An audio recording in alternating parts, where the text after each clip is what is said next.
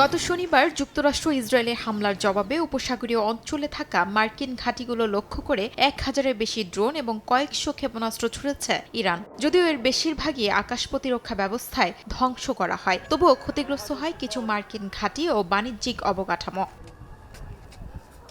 এরই মধ্যেই ৬টি জাহাজে হামলার পর বিশ্বের প্রায় ২০% তেল ও গ্যাস পরিবহনের গুরুত্বপূর্ণ পথ হরমুজ প্রণালীতে জাহাজ চলাচল প্রায় বন্ধ আছে। ইরান হুঁশিয়ারি দিয়ে জানায় এই পথ দিয়ে কোনো জাহাজ যাওয়ার চেষ্টা করলে সেটিকে লক্ষ্য করে হামলা চালানো হবে।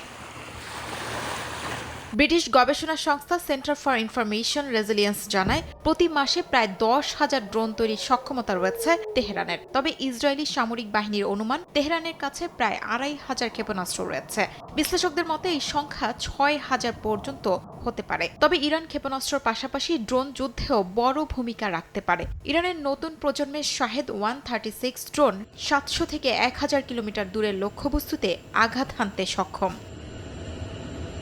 সংঘাত আরও দীর্ঘ হলে সমুদ্র মাইন ব্যবহার করে হরমুজ প্রণালী অচল করে দিতে পারে ইরান। বিশ্লেষকদের মতে দেশটির কাছে ৫ থেকে ৬,০০০ সমুদ্র মাইন রয়েছে। যদি এই মাইন সমুদ্রপথে পাতা হয়, তাহলে জাহাজ চলাচল স্বাভাবিক করতে কয়েক মাস সময় লাগতে পারে। ইরান যদি কয়েকটি ট্যাঙ্কারেও সফলভাবে হামলা চালাতে পারে, তবে আতঙ্কে হরমুজ প্রণালী দিয়ে জাহাজ চলাচল বন্ধ হয়ে যাবে, আর তাতেই বৈশ্বিক জ্বালানি বাজারে দীর্ঘমেয়াদী সংকট তৈরি হওয়ার আশঙ্কা বাড়বে, বলছেন বিশেষজ্ঞরা।